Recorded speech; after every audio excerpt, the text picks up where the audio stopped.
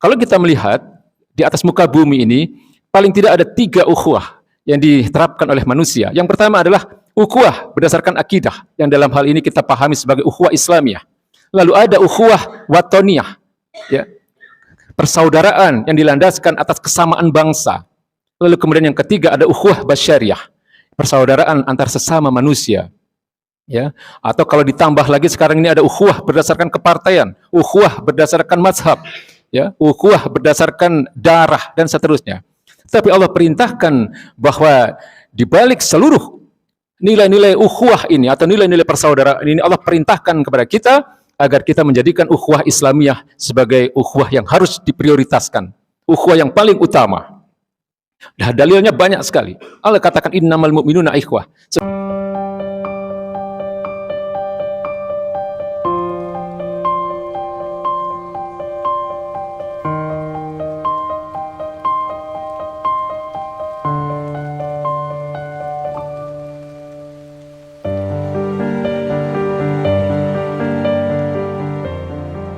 Hadirin ma'asyiral muslimin yang dimuliakan Allah Subhanahu wa taala. Agama yang mulia ini dibangun di atas 3 pilar. Pilar pertama adalah akidah, kemudian pilar yang kedua adalah syariah, dan pilar yang ketiga adalah ukhuwah. Maka bisa kita lihat bagaimana ketika akidah, syariah dan ukhuwah ini ada dalam kondisi yang baik di tengah-tengah umat Islam, maka disitulah umat Islam akan mencapai kemuliaannya. Disitulah umat Islam akan menjadi pemimpin dalam peradaban dunia ini sebagaimana yang pernah dialami oleh generasi-generasi terdahulu, generasi kenabian, generasi para sahabat, generasi tabi'in dan tabi'ut tabi'in. Lalu kemudian bagaimana dengan hari ini?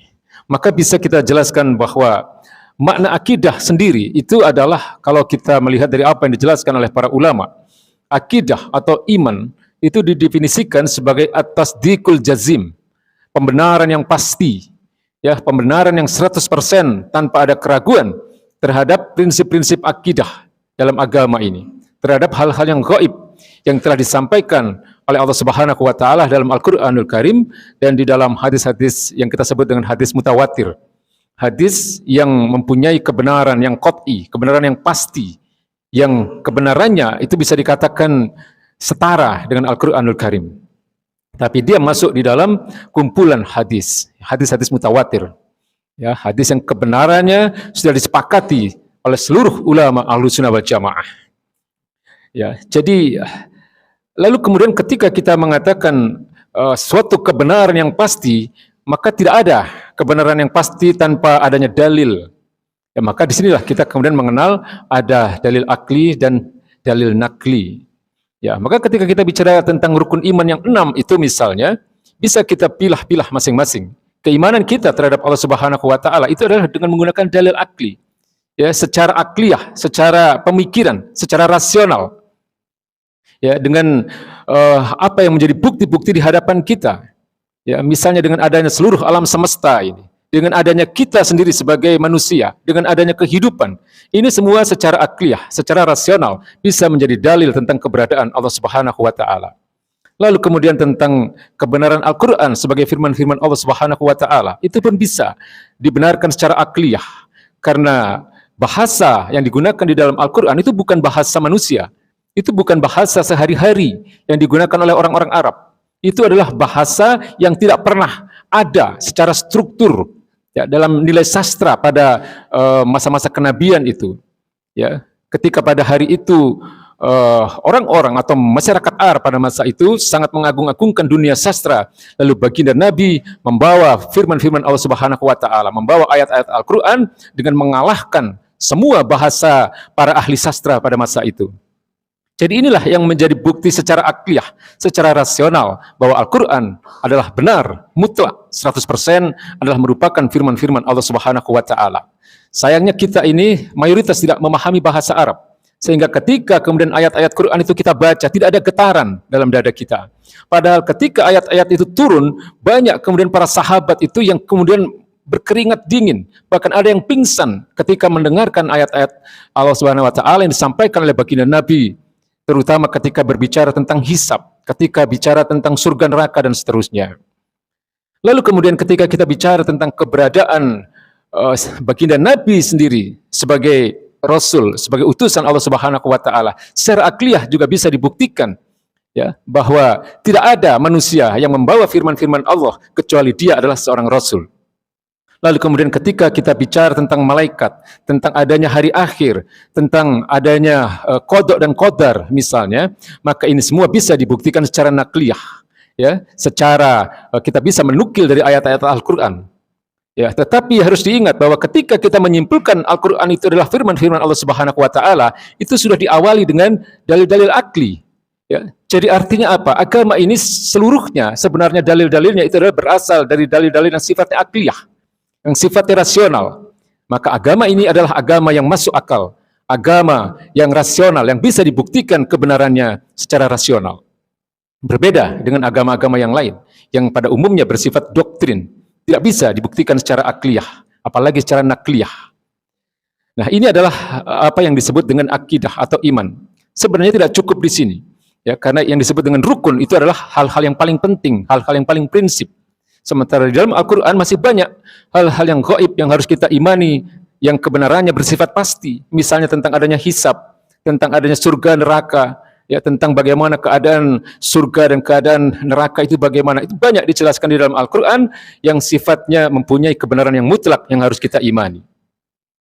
Hadirin ma'asyiral muslimin yang dirahmati Allah Subhanahu wa Ta'ala. Kemudian yang kedua, pilar agama yang mulia ini adalah syariat.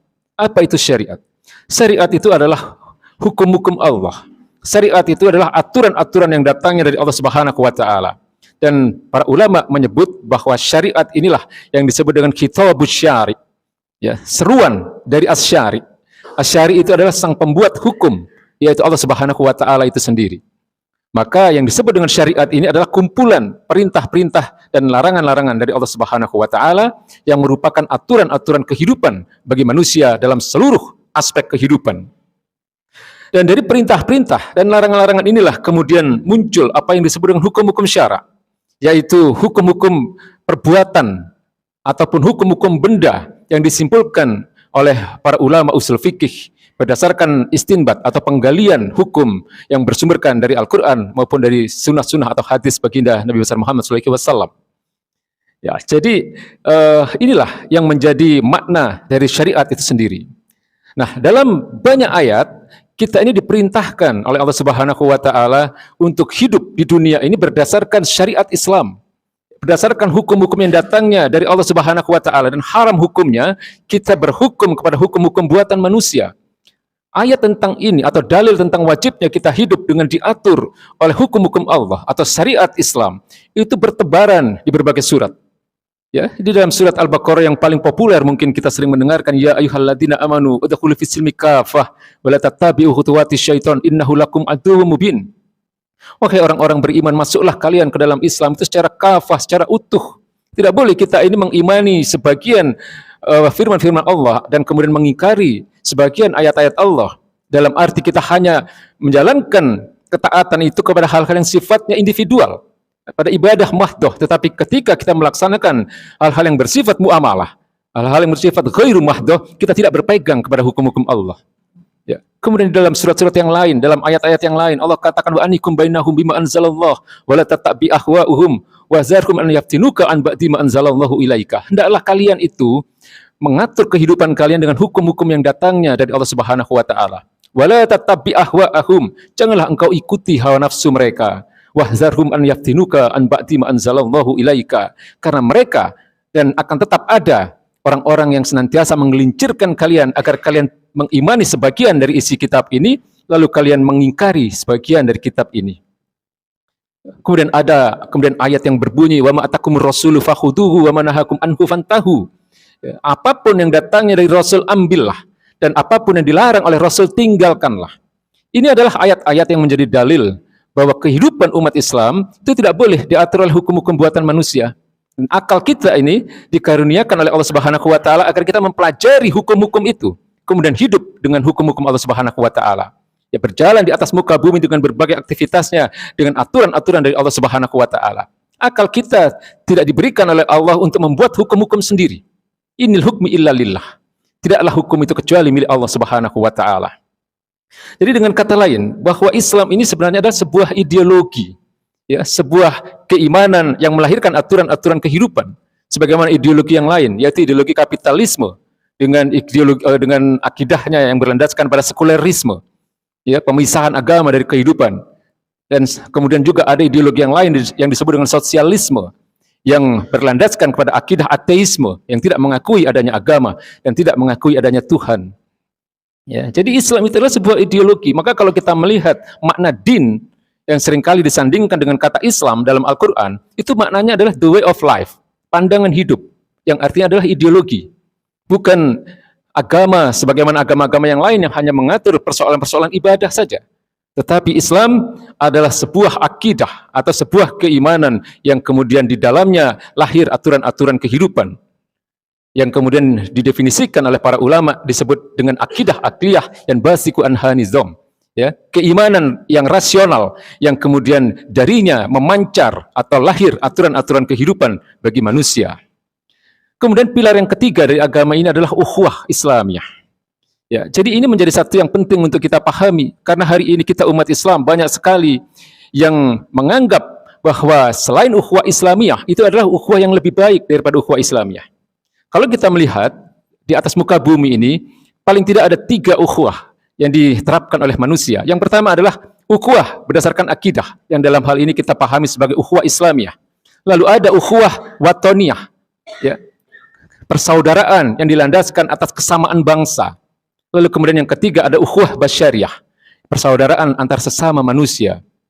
Ya, atau kalau ditambah lagi sekarang ini ada ukhuwah berdasarkan kepartaian, ukhuwah berdasarkan mazhab, ya, ukhuwah berdasarkan darah dan seterusnya. Tapi Allah perintahkan bahwa di balik seluruh nilai-nilai ukhuwah ini atau nilai-nilai persaudaraan ini, Allah perintahkan kepada kita agar kita menjadikan ukhuwah Islamiyah sebagai ukhuwah yang harus diprioritaskan, ukhuwah yang paling utama. Nah, dalilnya banyak sekali. Allah katakan innamal mu'minuna ikhwah. Sesungguhnya setiap orang beriman itu bersaudara. Lalu kemudian baginda Nabi mengatakan al-mu'min lil mu'min kal bunyan yashuddu ba'duhu ba'du. Seorang mukmin bagi mukmin yang lain itu harus bagaikan satu bangunan di mana satu sama lain harus saling menguatkan. Jadi ini adalah 3 pilar yang harus dipegang teguh oleh umat Islam. Maka musuh-musuh Islam itu faham sekali untuk melemahkan umat Islam, untuk menghancurkan kekuatan umat Islam, maka mereka menyerang dari ketiga sisi ini. Akidahnya didangkalkan, akidahnya dilemahkan, akidahnya disesatkan dengan berbagai macam pemahaman yang bertentangan dengan agama ini. Misalnya kita kenal ada muncul istilah-istilah moderasi beragama, pluralisme agama, Islam Nusantara, dan seterusnya. Itu semua adalah agenda yang dilancarkan oleh musuh-musuh Islam untuk melemahkan akidah umat Islam. Lalu ada stigmatisasi, stempel-stempel buruk yang ditujukan kepada syariat Islam. Dikatakan syariat Islam itu adalah aturan atau hukum-hukum yang tidak sesuai dengan zaman, melanggar hak asasi manusia, radikal, dan seterusnya. Lalu kemudian yang ketiga, mereka menyerang ukhuwah Islamiyah. Mereka tancapkan di tengah-tengah umat Islam apa yang disebut dengan faham asobiyah, fanatisme golongan.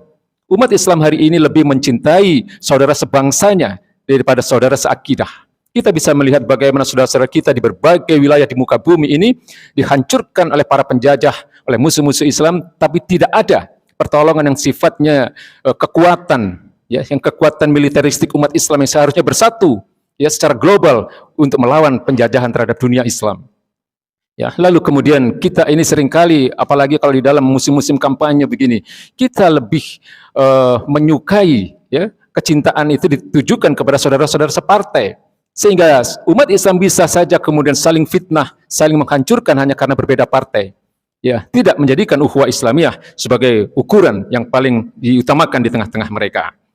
Hadirin ma'asyiral muslimin yang dirahmati Allah Subhanahu wa taala, maka sebenarnya ketika kita ingin menyelesaikan berbagai persoalan di tengah-tengah umat Islam ini, maka kita harus kembali menguatkan ketiga pilar agama yang mulia ini. Akidah, kemudian yang kedua adalah syariah, kemudian yang ketiga adalah apa yang kita sebut dengan ukhuwah Islamiyah. Barakallahu li wa lakum fil Qur'anil azim wa nafa'ani wa iyyakum bima fihi minal ayati wa zikril hakim. Innahu ta'ala jawab.